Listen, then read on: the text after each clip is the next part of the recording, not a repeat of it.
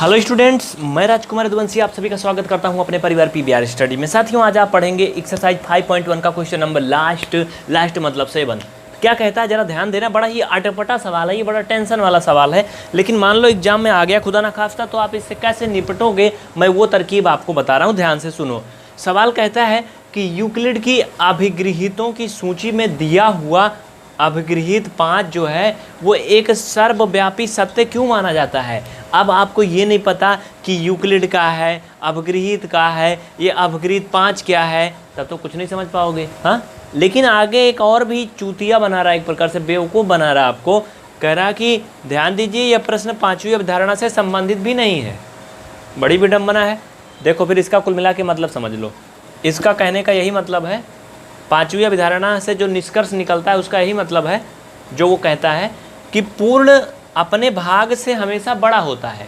अब पूर्ण और अपूर्ण का मतलब समझो। जैसे भैया अगर हमने लिखा 4, तो 4 को मैं लिख सकता हूँ 3 धन 1 लिख सकता हूँ ना। तो 4 क्या है, ये पूर्ण है। ये क्या है, पूर्ण है। लेकिन जो 3 है और 1 है, ये 3 और 1 भी 4 का एक भाग है। मतलब ये पापा हैं, ये इनके दोनों बेटे हैं। तो भैया बाप हमेशा बेटा से बड़ा होगा कि नहीं, बताओ। बड़ा होगा ना। तो इसमें कौन प्रमाण देने की ज़रूरत है, नहीं ना। एक बार और देख लो। जैसे अगर मैंने लिख दिया 9, तो 9 को आप लिख सकते हो 5 धन 4। मतलब ये क्या है, 9 एक पूर्ण है। मतलब पूर्ण संख्या मानो या कुछ भी, पूर्ण संख्या तो वो भी है, लेकिन हाँ ये एक बड़ा भाग है। और ये 5 और 4 इसके 9 के भाग हैं, दोनों पार्ट हैं, मतलब इसके लड़के बच्चे हैं। तो भाई ये तो हमेशा बड़ा रहेगा कि नहीं। यही चीज़ ये बोल रहा है कि बताओ ऐसा कैसे होता है, क्यों होता है। हाँ बताओ क्यों होता है। तो आप नीचे क्या लिखोगे, हिंदी में लिख लो। क्योंकि पूर्ण का भी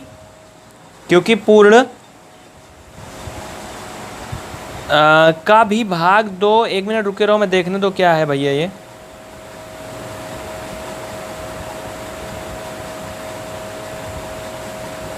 हाँ देखो, इसमें निष्कर्ष जो ये निकला है, क्योंकि जो पूर्ण है उसका ही भाग 2 जो अधूरे हैं वो भी हैं। या फिर ऐसे कह सकते हो, इसको ऐसे भी कह सकते हो, क्योंकि पूर्ण का भाग है वह पूर्ण से ही बना है। क्योंकि ये सभी क्या हैं, पूर्ण के ही भाग हैं और पूर्ण से ही बने हैं। अतः हम कह सकते हैं कि पूर्ण हमेशा अपने भागों से बड़ा होता है। इसके लिए कोई प्रमाण देने की आवश्यकता नहीं है। जिस प्रकार पिता हमेशा अपने बच्चों से बड़ा होता है, तो इसके लिए कोई हमें प्रमाण देने की ज़रूरत नहीं पड़ती है। ये चीज़ ऐसे लिख लेना। एक बार फिर से सुन लो, एक बार फिर से सुन लो। इसको देखो, पहले कह रहा कि पूर्ण अपने भाग से बड़ा होता है। ये भाई सर्वव्यापी सत्य क्यों माना जाता है। तो नीचे आप लिखो, क्योंकि पूर्ण का जो भाग होता है वो पूर्ण से ही निकला होता है। ऐसे लिखो, क्योंकि पूर्ण का जो भाग होता है वो पूर्ण से ही निकला होता है। ये पूर्ण बार बार मैं बोल रहा हूँ। ये पूर्ण मतलब होल नंबर, एक प्रकार से अगर पूर्ण संख्या बोले तो लिखो पूर्ण का जो भाग होता है वो पूर्ण से ही निकला होता है। इसलिए पूर्ण अपने भाग से हमेशा बड़ा होगा। इस बात के लिए कोई प्रमाण देने की आवश्यकता नहीं है।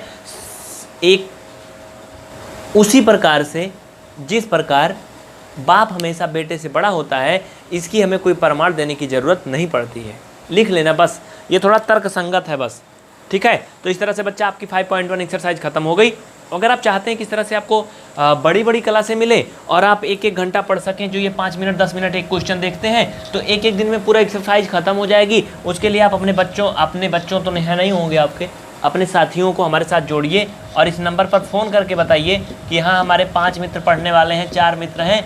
अगर आप लोगों की संख्या 100 के लगभग पहुंच जाएगी, 100, 110, 120, तो हम लाइव शुरू कर देंगे। 1-1, 2-2 घंटे आपको पढ़ाएंगे, सब खत्म हो जाएगा जल्दी से जल्दी। तो आप जल्दी से जल्दी अपने दोस्तों को जोड़ो जिनके पास मोबाइल है, या नहीं है तो घर में मम्मी पापा किसी के फ़ोन से पढ़ें और बताओ कितना बजे आप सभी पढ़ सकते हो। हम उतना बजे लाइव आएंगे, 1 दिन में पूरा चैप्टर खत्म करेंगे। तो इस वीडियो में इतना ही। इसे दोस्तों में शेयर करो, लाइक करो, सब्सक्राइब करो।